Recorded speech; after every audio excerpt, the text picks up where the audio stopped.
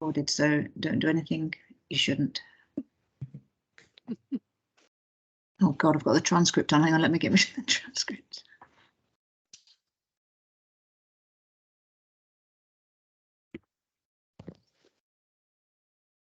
Okay, can you see that? Yep. I'm hoping you can. Thank you for answering me, because I can't see anybody while I'm doing this. Okay, so these are just my thoughts, and it doesn't, you know, it is a personal view. So I think the sort of starting point for this, which probably we're all in the same position, is that numbers of education, health and care assessments have increased significantly since 2014. And there's sort of that's anecdotal from my service, but then when I put out that spreadsheet earlier this year, asking services to give a little bit of feedback about how many EHCAs they did a year, how many the full-time equivalent was, and whether it increased, there was definitely a trend to increasing. And if you look at the government data, it does show an increase. Personally, it doesn't reflect the magnitude of the increase that I've seen in Bradford. So we've gone from pre-2014, we wrote sort of about 250 advices a year, and we're now up to just short of 900, which is a fairly major increase. Second universal truth, most EP teams have vacancies and struggle to recruit. Definitely in the north, we have that problem. It's something that we have ongoing conversations about. And we acknowledge that numbers are increasing slowly due to the increase in the cohorts, but at the same time, we're losing staff either through demographics or just through and people moving on because of the lure of private work and the huge amount of local work available and the cost. Somebody who works part-time as a locum did tell me the other day that they are able to do an education health care assessment in one day, charge a local authority 2 days for it. So if in effect they can do 2 in 2 days and get £2,000 in 2 days. So it's yeah, not bad. So the percentage capacity taken for statutory work is approaching 50%. So again, going back to that spreadsheet that was on NAPEP for what's still there from last autumn, people were saying roughly 50% of the EP time is taken in doing statutory advice. So it's it is squeezing out most of the other areas of work. And I'm not sure whether it's the same for everybody, but locums are hard to come by and expensive. So we have now managed to sort of get somebody, but at one point I had one locum who was working from Argentina. She was registered with the HCPC, but she was working in Argentina. And I had another one who's working in Northern Ireland and works remotely for me, but that was the only people I could get. There were one of them was really good, the other one was moderate, but yeah. And then sort of like balanced against that are the sort of pressures of the Green Paper. If we want to align with the Green Paper, if we want to adopt that notion of being able to offer more early intervention, more support at school support, how do we do that if we're spending all of our time writing statutory advice? And also, particularly from Bradford's perspective, we're seeing more and more people wanting us to be involved in more and more wider projects, which is fab. They're sort of recognising that educational psychology is really useful for lots of different things. So lots of work around youth justice, lots of work within sort of neurodiversity, but we need capacity to be able to do that. And if all of our time is taken in doing statutory work, we're not going to be able to do that. And at the same time, there's this tension which holds me and sort of like gives me sort of like a sense of unease, in that in some ways, if you think about education, health and care assessment, these are usually the most vulnerable young people in the district. And we do have a skill set that means we are probably uniquely placed to give that really good overview and really change the narrative around some of those children. So I don't want to not be involved in education, health and care assessment. I think our skill set is really valuable for those children, young people and their families, and will make a real difference. But at the same time, if we just do that, if we spend all of our time reacting all of our time reacting to those sort of like emergency need to do an education, health and care assessment. Where is the time for early intervention? Where's the time for preventative work? And on top of that, it is just exhausting. My psychologists are exhausted with the volume of EHCA requests, the relentless nature of it, and the statutory time frame. It's just it's never ending. So when we started thinking about it as a management team, we started to think about, well, there are different parts of, can we think of splitting the advice and thinking about different ways that we could do advice differently? So we started thinking about whether we could adapt how we write. So is it us that does the writing? Can we sort of combine it working with assistants? And so that's the how we write. We started thinking about the what we write. So do we need to write really long report in beautiful prose, or can we write less? Can we write it in bullet pointed advice or some other form? And then I think we've been thinking about adapting when we write. So if we've seen a young person, what do we do? Do we have to go out and do a full advice, or can we submit that advice with a sort of addendum to it? So 3 different sort of like ways, trying to tease out, rather than just saying, can we do it differently, trying to tease it out. So we've got the how we write, what we write, and when we write. And though I'm sure there are other versions of thinking about it differently as well. And I just wanted to spend a couple of minutes talking about, because this is the thing that's been on NAPEP this week, is about using assistants. And so this is the model that we're thinking of at the minute, and I think there's at least 2 other people have separately said they're thinking of this. So we've chosen to do things differently with children in the early years, partly because, as somebody else has already said, that because those young people haven't already got a link with an education psychologist, and they haven't got that history in education, it feels slightly more straightforward. So there's less opportunity for it to be an interaction between what's happening in school and the experiences they've had in school. It tends to be something that's possibly more organic or linked to that child. So we've tried to isolate those children who are under 5, and we are going to do a different process for them. So the assistant, we've had assistants for a long time in Bradford. So the assistant, once an assessment's been agreed, the assistant is going to collate the information, pull that down and bring it together from the various pieces of information from the referral, and they'll put that onto a template ready for the EP. The assistant's going to contact the family and contact the setting and set up a meeting, an observation, and then a meeting with that group of people. Then the assistant's going to go out, and it's only at this point that the EP comes in. So the EP will do a joint assessment, joint observation with the assistant, and the assistant will be a note taker during that. And so they will be making notes and writing down as the EP's there. Then there'll be the joint assessment meeting between the EP and the setting and the family, and if there's other people, if there's a physio, or if those people can attend. And during that meeting, they will discuss what they think the young person's needs are, what the outcomes are that the group would be looking for, and what provision would need to be put in place for that young person. And during this process, the assistant would be taking notes, and they would be sort of like basically minuting that meeting, and then the assistant will write up the notes from that meeting. So the EP input has been through the managing that meeting and developing that conversation and contributing their sort of like psychological formulation during that meeting. It will be written down by the assistant, and then that will be presented back to the EP to then sign off. And what the ones that we've done so far, we've done about 20, and it works out about 1 EP session per assessment and 2 assistant EP sessions. So it's a different way of doing it. It's an experimental way of doing it, but we're going to give it a go over the next 12 months.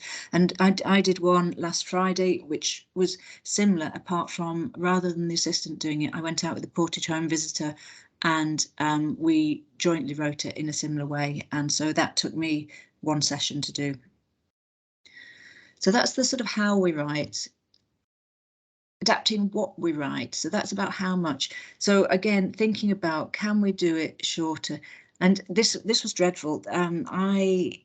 I did a dip sample of the advices, education psychology advices, and the education health and care plan that subsequently popped out the end of the sausage machine. And when you looked to see how much of the educational psychology advice was actually included in the educational health and care plan, section B, which is the long description of needs, I would say if there was more than 10% of that included in the education health and care plan, that would be a sort of like an exception. Usually it was about 2 to 3% of what was written in there made it through into the education health and care plan. What did make it through was our analysis, our formulation, the summary that we write. What made it through was the outcomes that we write, and what made it through was the provision that we recommended. But the actual other bit, there was hardly anything, and there's various reasons for that. I think I think probably we don't need to go into it here, but mainly to do with the skills of SEN assessment plan writers now, and not being able to really interpret what we've written in a narrative form, and not being able to pull out the right information from it. So they sort of go for, well, I'm not sure what that means, so I'm going to skip that, and I'll skip that, and that bit's easy, so I'll put that bit in.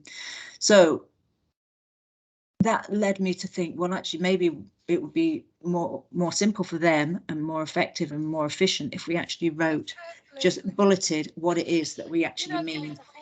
So rather than say giving the sort of like how we know it, can somebody put themselves on mute, because I've got somebody talking on me and it's difficult. Okay, thank you. So what we found was that we tend to write the what we know and the how we know it as well. So what we're going to try and do going forward is just to write the what we know. Do we need to put the how we know it in the actual document that we write? And we also have a set text for provision section that we use. And so whilst people are free to sort of like freestyle and write sort of like what they want, we actually have some set text for some of the things, describe the way we describe specialist provision, the way we describe the number of hours, the way that we describe the sort of curriculum offer, and that's there, and people can just cut and paste that in if they want it, plus other information. And then the adapting when we write, and this is about thinking about if we've already seen the young person, do we have to then go and do another assessment and advice? If we've seen them within 12 months, can we update via a phone call and do a really brief summary addition to that? And so we're playing with different ideas about this. And I think people have, I know some of I think Malcolm has been thinking about some of these ideas. We've been talking to other people about it. So there's the what we write, the who, when we write, and the where we write. So they're the three things that have been the sort of drivers for us over this sort of like our exploration phase. And so we're trying to think about whether any of those, any of those is any good or is going to do any good for us. What we're going to do is we're going to go into, I'm going to try and throw everybody out into some groups now. And I want you to have a think through with your group and talk through trying to keep to those three headings, the how, the I've forgotten what they are now, how, what, and when, and talk about any ideas that you've had for your team, whether and just opportunity to discuss. And I'm going to put into the chat the link to the spreadsheet. So if you could write down any thoughts or ideas that you've had, so that we can then have that as a document that we can refer to and share later on. And we'll come back. I'm just looking at the time now. So it's 10 to 9 now. So if we come back about 9:30, that gives you a sort of 40-minute sort of session of time to be able to sort of really sort of like work through some of that. I'm just going to look for the thing for throwing you into groups now. Here we go. Hold on a sec. Okay, so you're going to get 4 to 5 people in a room. So good luck, everybody. Do people know what they're going to be doing? Just nod, because I can just about see you. Yeah, you're going to be talking about what you're doing, what you're thinking of doing, and particularly trying to filter it into the how you write, what you write, and when you write. And you're going to, I'll put it in the chat in a minute for the link to the Google Sheet. Ruth, Okay. can I just ask Yeah. So I've got feedback. I was just wondering, you also mentioned about the conversation with the EP team. Is that going to be separate, or do you want us to talk about that in the chat? Oh, yes, please. And it's on the Google Sheet as well. So that'd be great. So how you select to your team. Okay. Ruth, if it's a Google Sheet, I won't be able to access it because we can't get Google Sheets on our council laptops. So I'm hoping that there's somebody from each group that might be able to. Okay.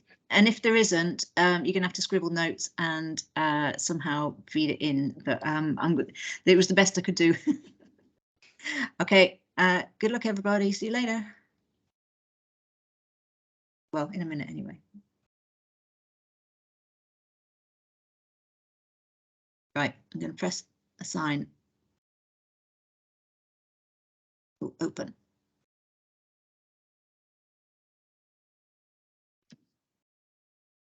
Why won't you open?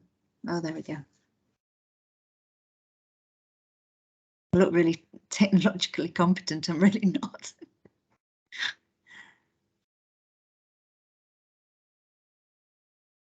You will go in a minute. It's because there's a lot of you.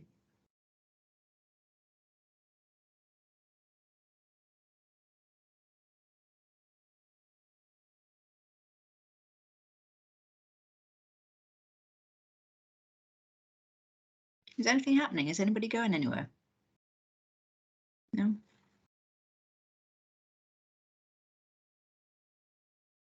Doesn't look like anything's happened, Ruth. It said we were going into rooms and then it said rejoin. Oh, join room in the bottom, the banner bit. There's a join room there. I'm going to try that now. Press your join room because I don't know why you're not going anywhere. Please go away. It says that all the rooms are open.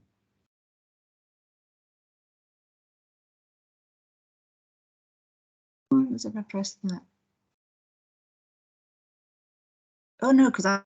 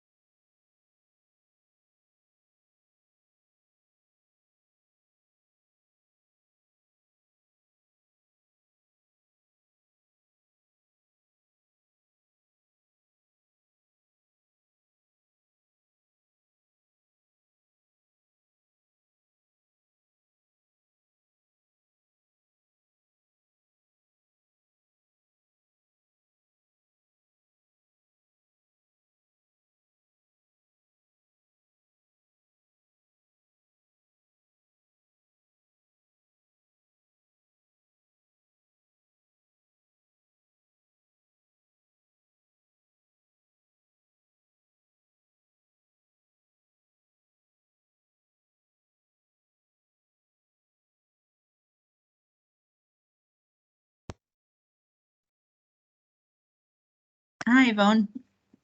Have you managed to get into a room yet? Oh, I can't hear you. You're on mute.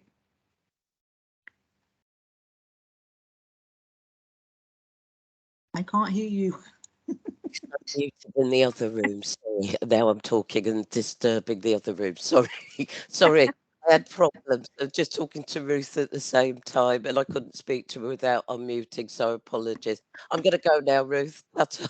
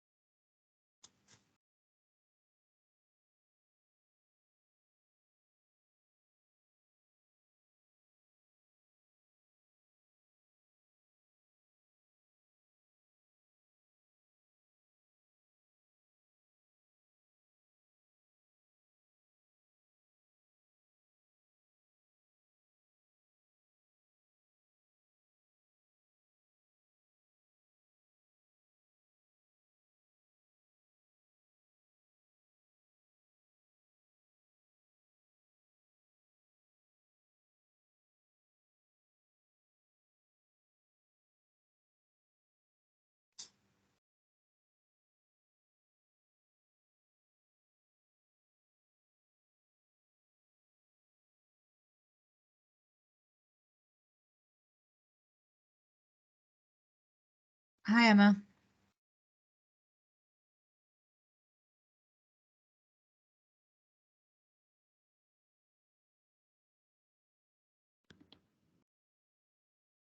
Morning. Sorry, my Teams was a bit slow to respond. Sorry, all the hordes have gone now. Well, they haven't gone because they've gone into breakout rooms. I'll throw Okay. you into a room because so we've just sort of like basically been sort of like sharing our woes of how difficult it is to try and keep on top of everything, and then people are going to just talk in small groups. So if I throw you, I might be in and out a bit. We've had a critical incident this morning, so oh I'm just yeah, kind of in and out taking calls for that. So if I'm silent, that's why. yeah, no worries. I'll try and join.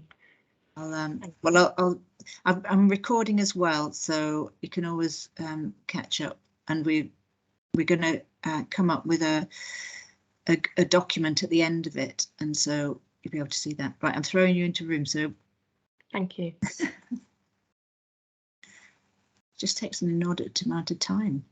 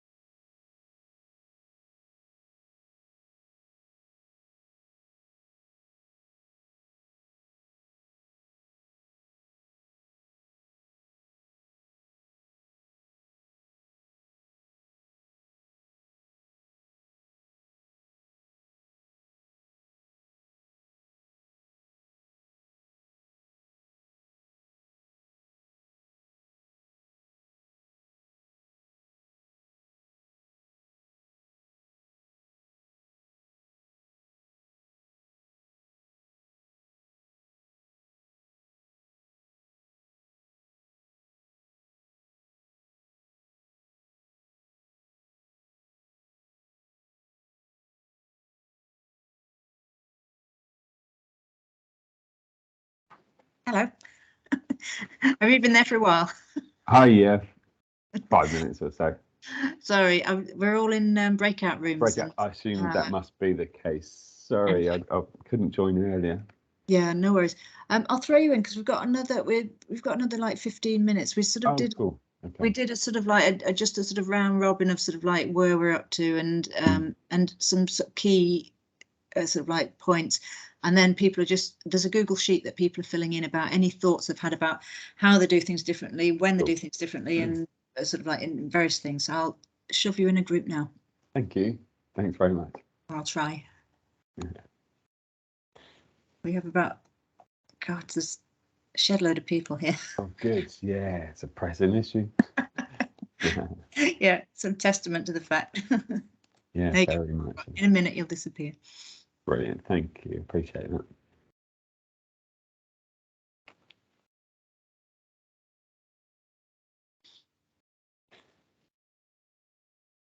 Or maybe not.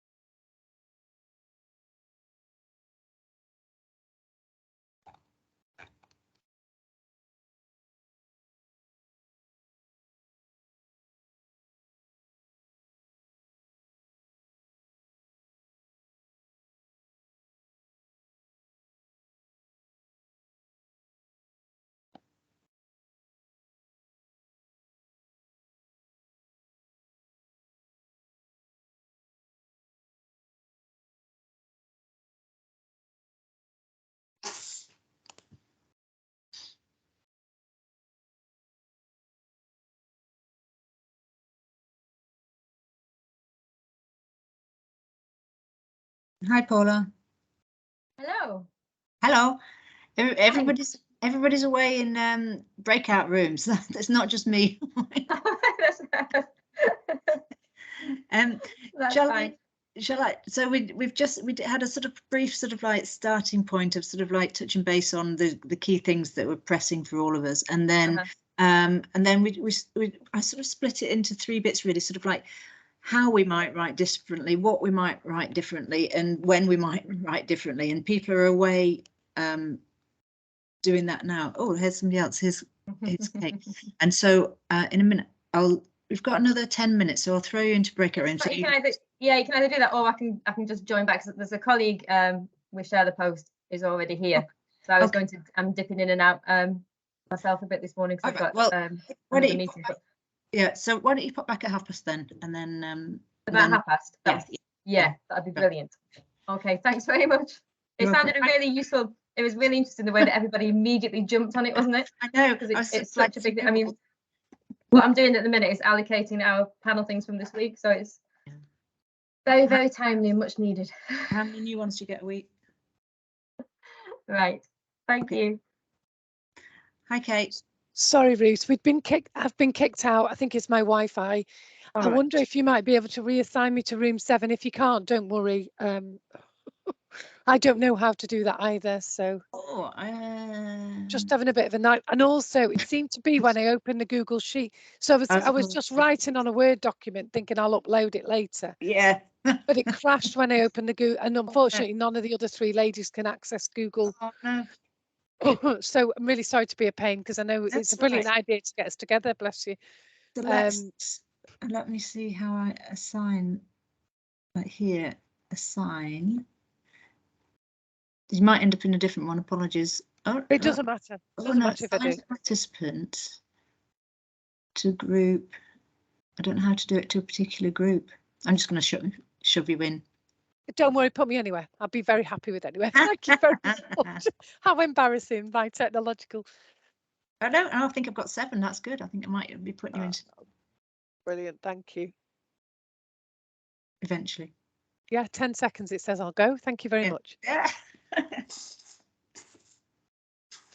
Long 10 seconds.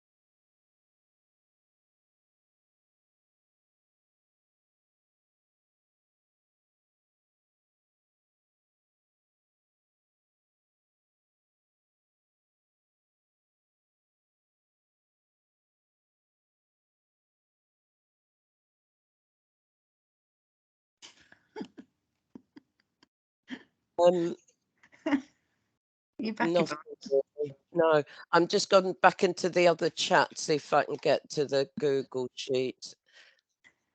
Do you need me to do anything? Ruth, we can't find the Google sheet. Can't find the link. No. Right. Can you see it in the chat? Because I keep putting it in the chat, and it's in that general Put it in chat. this chat. I'll be able to pick it up from there. Yep, got it. Yeah. Okay. All right. Okay, I'm going to leave you again now, Okay. Ruth. See you in a bit.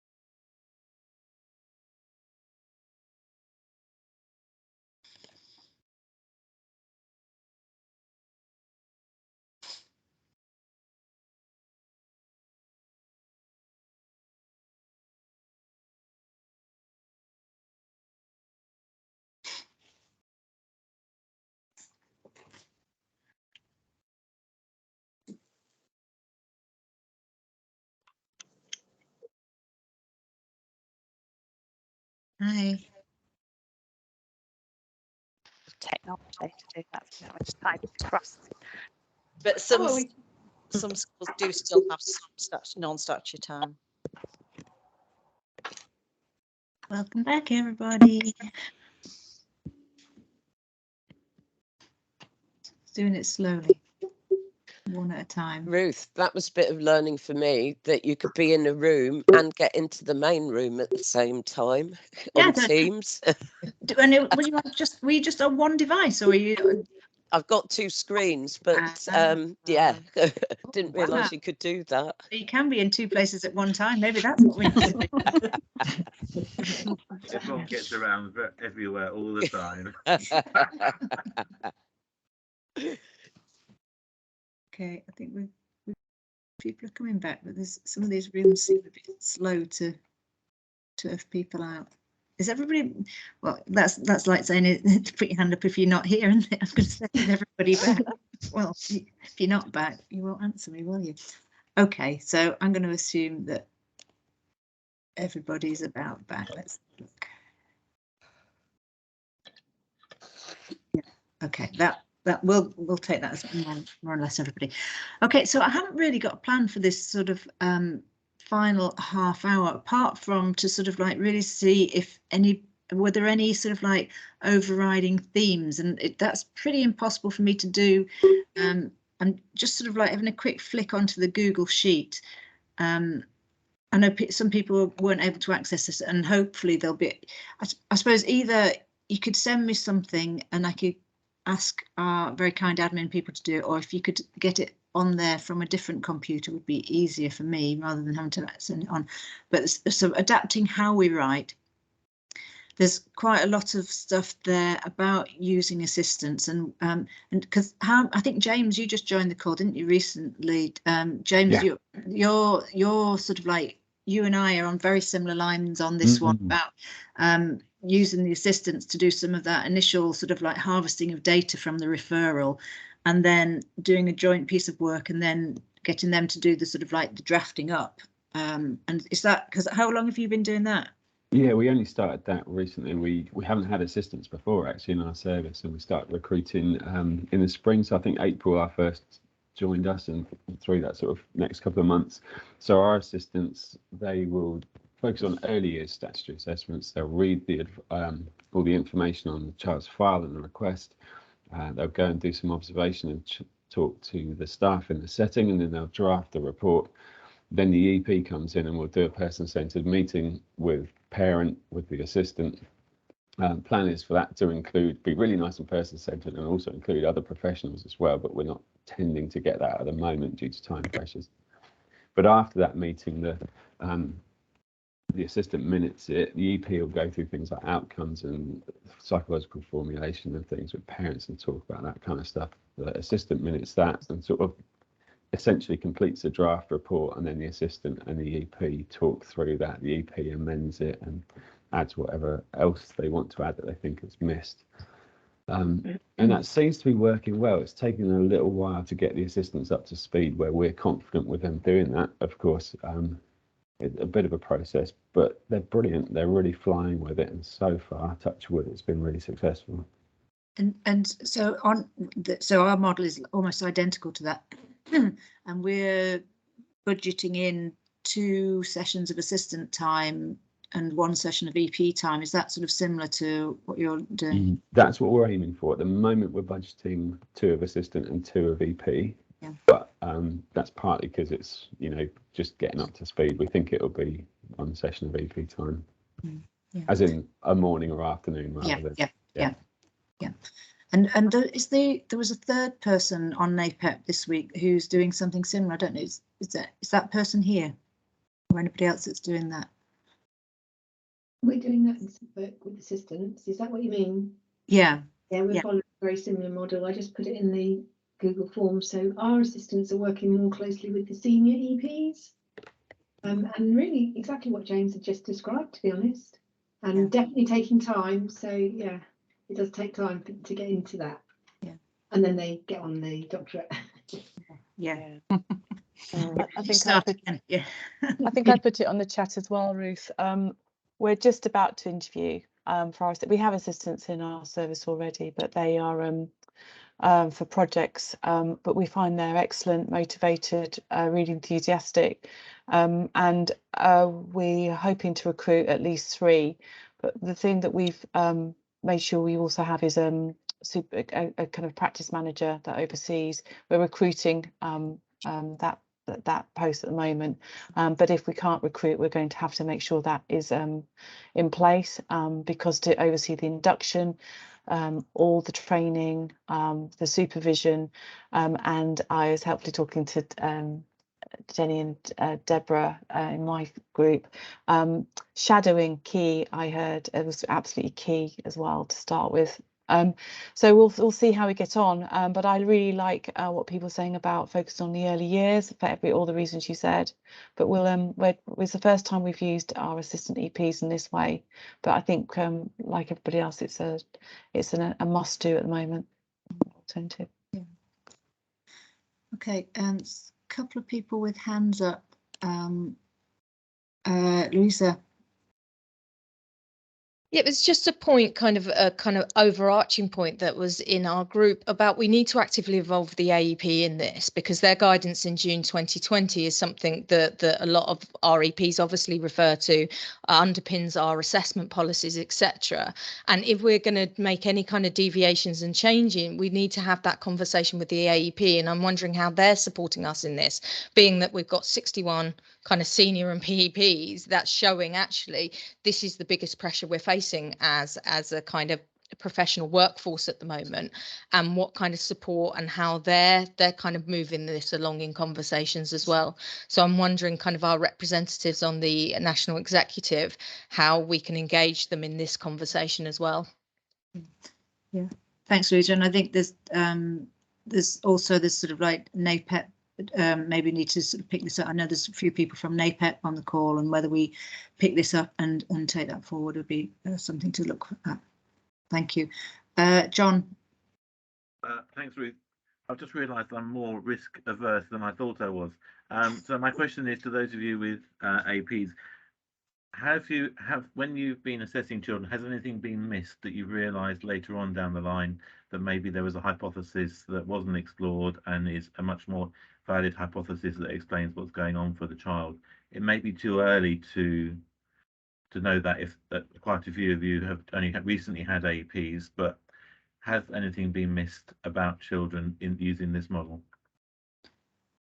Personally, I don't think I haven't felt that, because we then, with ours, the assistant draws down the information, but then we do a joint assessment with the EP goes in and does a very short assessment. They sort of look at what the assistant's written and then do their observation alongside of the assistant to sort of almost like sort of triangulate what the assistant's got on their draft form. So it gives you that opportunity. And then in the conversation, I guess, because in that co-construction meeting with the parents and the setting afterwards, you're testing out the hypotheses there. And so it doesn't feel that there's a significant risk there, personally. James. I would say similar. And REPs, although they tend to just go to that co-construction meeting, some of them have opted to do an observation first based on what kind of information they've got from the assistant. It's part of the reason, though, that we did early years and focused on early years, because we felt there was often a lot of information there about these little ones already. And rightly or wrongly, it felt like less of a risk in that respect. Yeah, and I think what I said at the beginning is sort of, I suppose the older children get, the more variables there are in terms of what might be going wrong for that child, and the interactions between them and the education system. And actually in the early years they haven't been sort of tainted by the education system hugely at the point. Karen Jessup. I was just going to say, I think this for me as a PEP, it is about the amount of time that we've got, but I don't want to do less so that my EPs can do more. And I think that's really important. This needs shaking up. It's been 2 days since I started. This one size fits all model for children and individual needs just doesn't make sense. So I think that really is the focus. And secondly, because I think that's really positive. It's, you know, a silver lining really.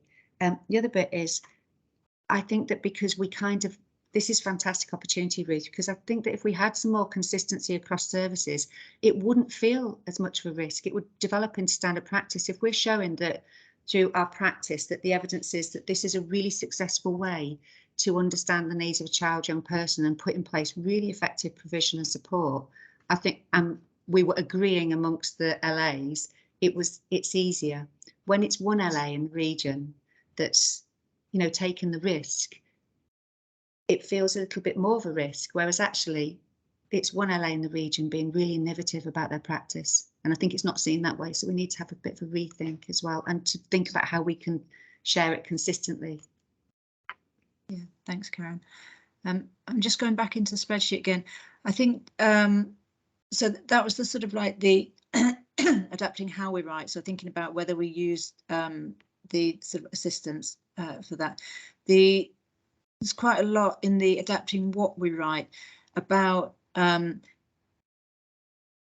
writing less, sort of like, and it is that notion of, do we need to sort of like go from thread to needle with it, and can we actually sort of like just say what we mean rather than giving the explanation of how we came to that conclusion. And because in one of the groups I dropped into, there's one of the things that I get back from my team, and it seems like it's a regular one, is that the sort of like the time that you take to write is actually the time that you do your formulation and you're thinking through. And so we started looking at something, had a really, I've forgotten who it was, apologies, about, you know, but do you have to do that through writing a very long report? Could you do that through mind mapping and coming up with a mind map that sort of like enables you to join those dots and sort of like have that sort of like thought process, but without having to spend time crafting it into a very long report?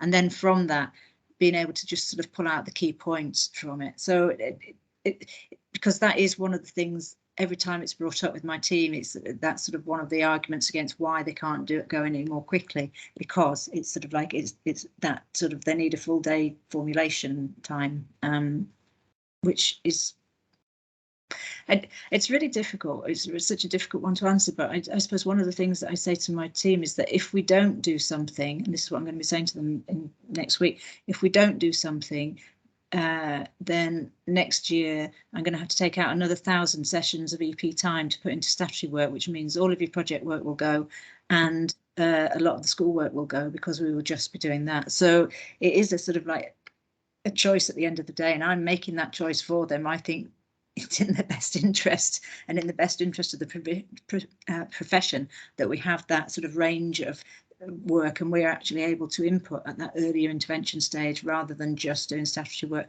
So but there is this sort of pullback to, but we need that full day to formulate our ideas and gather our thoughts, and it's, yeah. So so writing shorter, writing less. I think one of the things that came out we were discussing was about who are we writing for and what's the audience, and almost not reframing, but sort of putting the statutory advice back to the actual purpose that it was sort of designed for. The local authority is asking us for some information about the needs of that young person, the outcomes they require, and the provision we need to put in place. They're not asking us for a full psychological evaluation of that child. They're asking 3 very specific questions.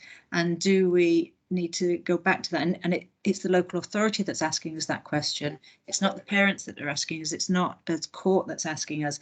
And so we should be writing for the local authority, because the bit in Bradford is the change in the abilities and the skills of SEN plan writers is huge. And so if you've been in sort of education for any length of time, I remember back to like the olden days when the SEN officers were so skilled and they could really understand our reports and take out and interpret what we meant.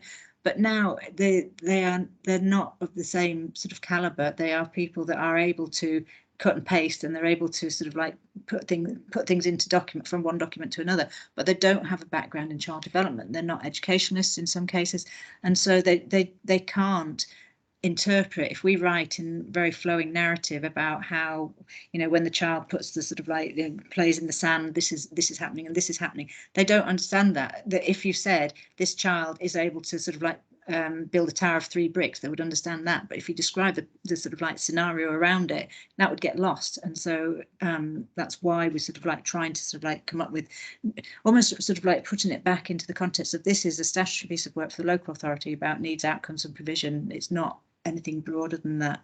I don't know whether there's any thoughts on that. Lara, you've got your hand up.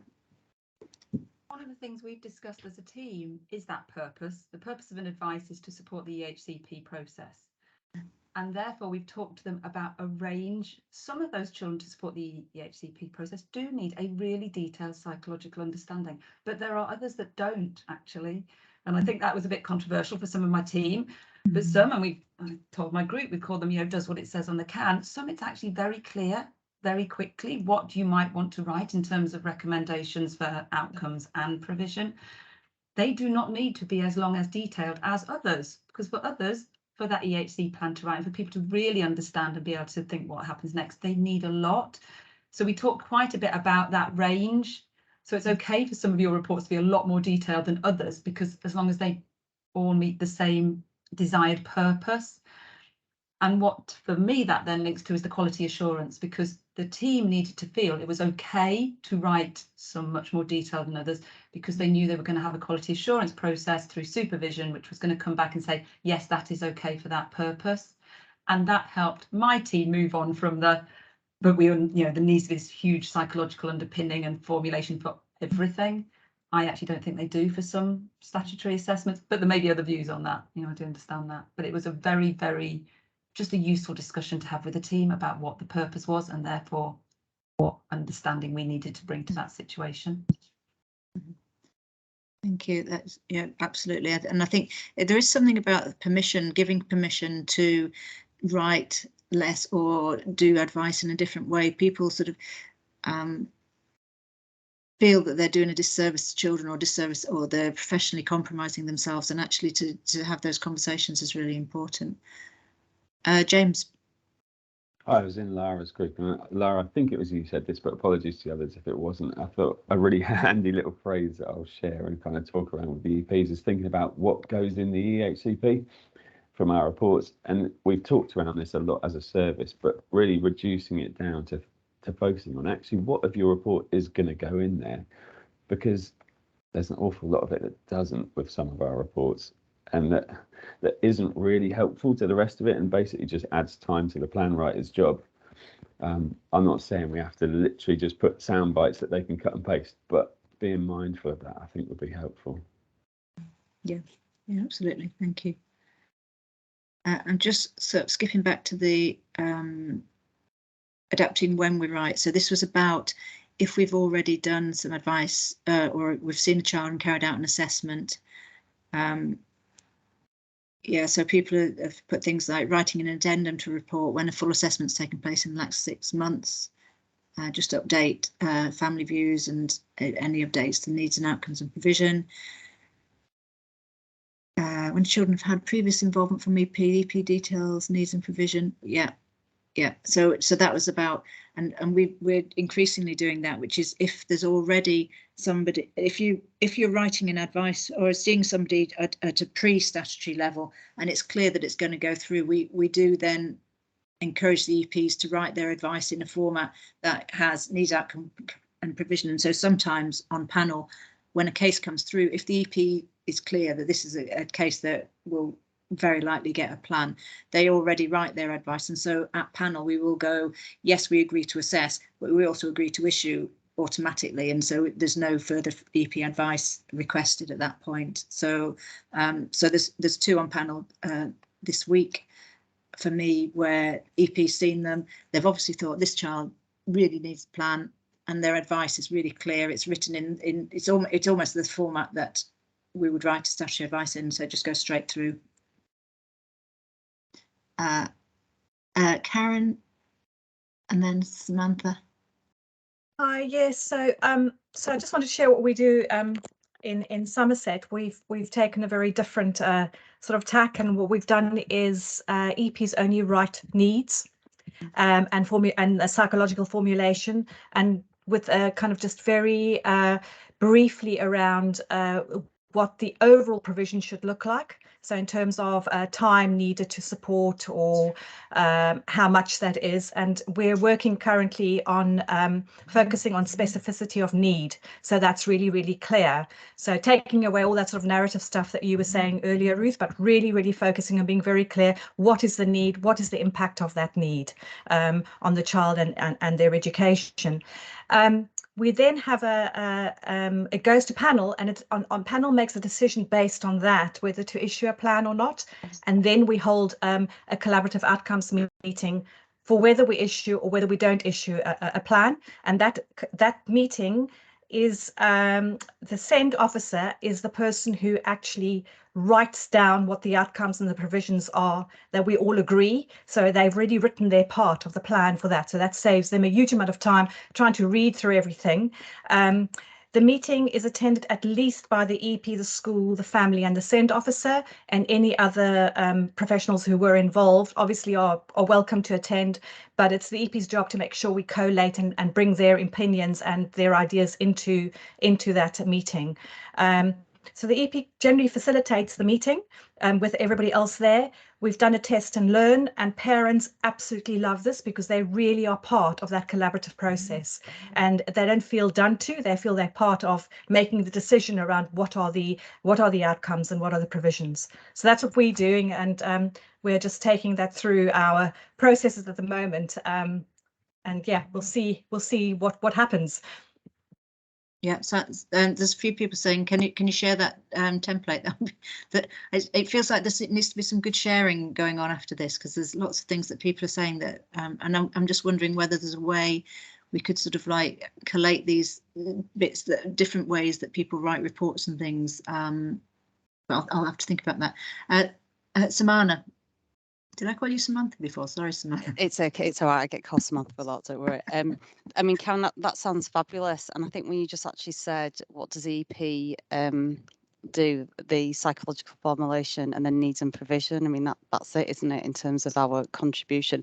But just touching on what James said, around that situation where you've got EPs writing lots of reports, and then you look at the EHCP and what is it that has been taken from the EHCP report that actually contributes to the EHCP. I think that within itself is just something that needs looking at, doesn't it? What is it that is taken from our advices that contribute directly to an EHCP?